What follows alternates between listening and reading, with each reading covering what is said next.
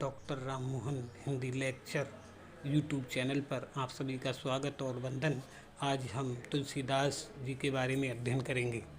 तुलसीदास जो भक्ति काल के राम भक्ति शाखा के प्रमुख कवियों में से एक हैं और आज हम तुलसीदास जी के बारे में आपको बताने जा रहे हैं। इनका जन्म 1532 ईस्वी में राजापुर गांव जो बांदा जिले में पड़ता है उसमें हुआ था इनका जन्म। मृत्यु इनकी संवत 1680 और ईस्वी सन में 1623 ईस्वी में काशी में हुई थी। इनके पिता का नाम आत्माराम दुबे और माता का नाम हुलसी था। एक जगह कहा भी गया है कि गोद लिए हुलसी फिरे और तुलसी सो सुत हुए। ये बात कही गई है। पत्नी का नाम रत्नावली था और ये दीनबंधु पाठक की पुत्री थी, अत्यंत सुंदर और रूपवती थी। इनके गुरु का नाम नरहरि दास इनके गुरु का नाम था। तुलसीदास की 12 प्रमाणिक रचनाएं बताई गई हैं। रामचरितमानस इनका एक ग्रंथ है जो उत्तर भारत का बाइबिल के नाम से भी जाना जाता है। तुलसीदास की मृत्यु के संबंध में भी कहा गया है कि संवत 1680 और 80 गंग के तीर श्रावण शुक्ला सप्तमी तुलसी तजो सरी। श्रावण शुक्ला सप्तमी तुलसी तजो सरी। ये तुलसीदास के मृत्यु के संबंध में भी कहा गया है। तुलसीदास राम भक्ति शाखा के शिरोमणि कवि रहे हैं।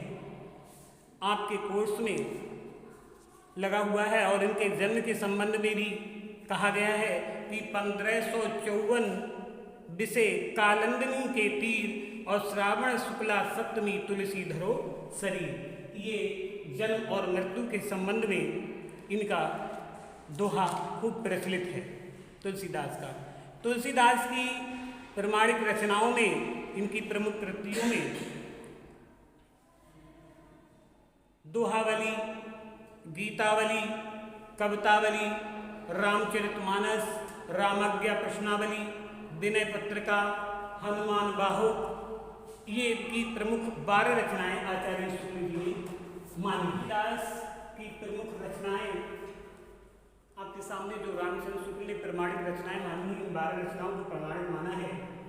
रामचरितमानस ये तुलसीदास का प्रमुख ग्रंथ है जो उत्तर भारत का बाइबिल के नाम से जाना जाता है और खूब इसको धार्मिक ग्रंथ माना जाता है, खूब पढ़ा जाता है इसको। रामचरितमानस में 7 कांड हैं। कितने कांड हैं? 7 कांड हैं। इसमें 7 कांड। कभी कभी क्वेश्चन आ जाता है कि रामचरितमानस में कितने कांड हैं, ऑप्शन दिए रहते हैं तो उसमें आप टिक करेंगे तो 7 कांड हैं।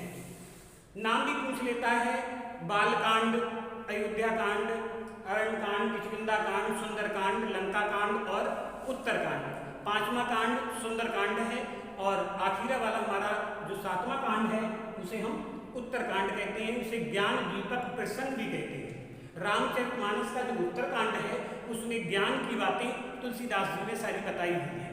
कलयुग में क्या करके आदमी उसको मनुष्य उससे पार हो सकता है कलयुग से, तो उन्होंने एक चौपाई भी कही है कि कलयुग केवल नाम अधारा और सुमर सुमर नर उतरई पारा।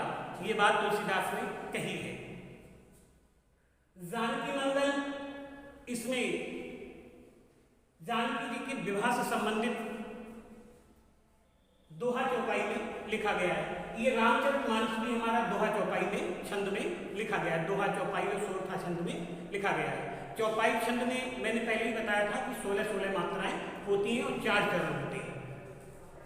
जानकी मंगल ये सीता जी की विवाह से संबंधित इसमें है। पार्वती मंगल ये भी हमारे पार्वती और शिव के विवाह से संबंधित है। रामलला नैक्षु में, इसमें राम के नैक्षु समारोह में होता है। नैक्षु समारोह में क्या होता है कि उसके जो श्री राम हैं उनके छोटे से हैं तो उस समय उनके नाखून वगैरह काटना जो होता है उसको रामलला नैक्षु जो हमारी पुस्तक है उसमें तुलसीदास ने लिखा है।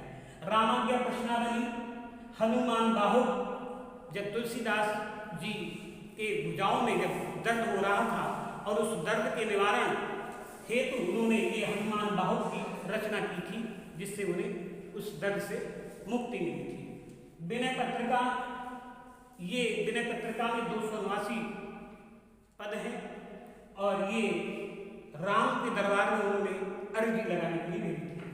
कवितावली, दोहावली, ये दोहा छंद में, बरबर रामायण बरबर छंद में है।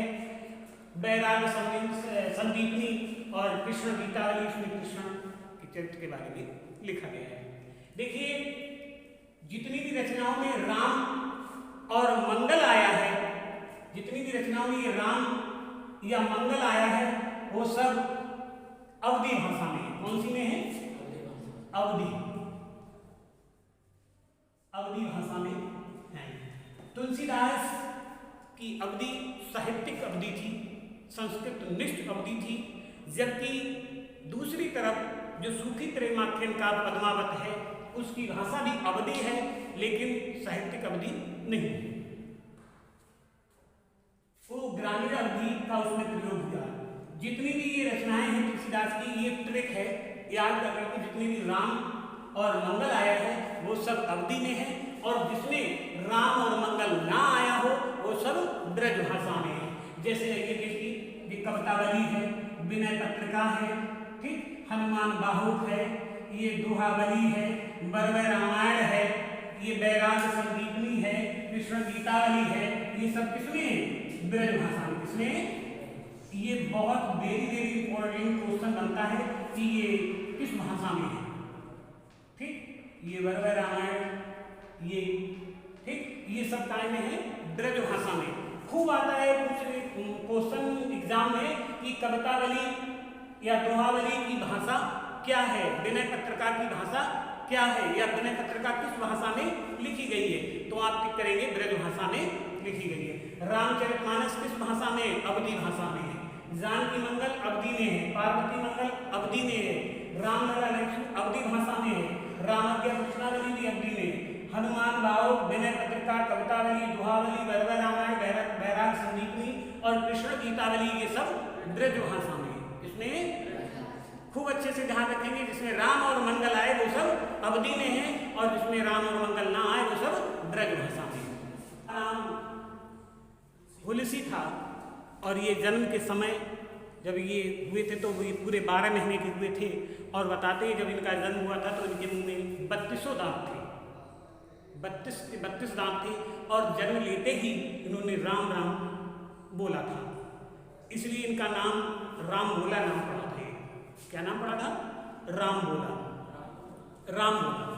जब नरही दास जी के संपर्क में आए थे तब उन्होंने इनका नाम बदल करके इनका नाम तुलसीदास रखा। तो कभी कभी क्वेश्चन आ भी जाता है कि तुलसीदास के बचपन का नाम क्या है, तो राम बोला, ध्यान रहेगा। इनका विवाह और अभुक्त मूल नक्षत्र में ये पैदा हुए थे, तो इनको अशुभ माना गया था। ये ऐसा बताते हैं इस नक्षत्र में जो भी बच्चा जन्म लेता है तो वो माँ बाप के लिए, उसके कुल के लिए अच्छा नहीं होता है, इसलिए इनको त्याग दिया था इनके माता पिता ने। और बाद में इनका जब विवाह हुआ तो ये रत्नावली से इनका विवाह हुआ था, जो अत्यंत रूपमती थी और ये अत्यंत सुंदर थी। तुलसीदास जी थे इनके प्रेम में बिल्कुल दीवाने थे। और एक बार की घटना है कि जब जनश्रुतियाँ हैं कि जब ये रत्नावली अपने मायके चली जाती है तो तुलसीदास रुका नहीं जाता और ये रात में ही उठ करके अपने ससुराल के लिए चल देते हैं। आंधी तूफान और बारिश भी नहीं देखते हैं और चल देते हैं, और ये नदी पार करके जाते हैं, और नदी पार करने के लिए नाव नहीं मिलती इन्हें, तो ये बताते एक मुर्दा बहा हुआ जाता था तो उस पर बैठ करके पार हो जाते हैं नदी को। और रत्नावली अपने महल में सो रही होती है तो चारों तरफ जब खिड़कियां दरवाजे बंद होते हैं तो इन्हें एक खिड़की से सर्प लटका हुआ दिखाई देता है, तो इन्हें इतना नहीं ध्यान रहता कि ये सांप है या रस्सी है। उस सर्प को पकड़ करके ये इन पर चढ़ जाते हैं और सोती हुई रत्नावली को जाकर रात में जगाते हैं तो रत्नावली चौंक जाती है कि कि बताओ ये इतना प्रेम मुझसे करते हैं कि रात में उठ करके चले आए। तो उन्होंने कहा भी था कि अस्त चरण में देहे मम तामे ऐसी प्रीत, और ऐसे जो श्री राम ने तो होत न रे भवभीत। हे प्रभु तुम इतना प्रेम, ये जो हाड़ और मांस से जो शरीर बना हुआ है, इतना प्रेम इस शरीर से करते हो। अगर इतना ही प्रेम तुम श्री राम से करो या भगवान से करो तो तुम्हारा कल्याण हो जाएगा और भवसागर से पार हो जाओगे। ये बात तुलसीदास को बिल्कुल नस्तर की तरह चुप गई थी और उन्हें बहुत बुरा लगा और तुरंत वहीं से उल्टे पैर वापस लौट आए। फिर ये राम के गुणगान में लग गए और वहीं से ये महाकवि तुलसीदास के रूप में विख्यात हुए।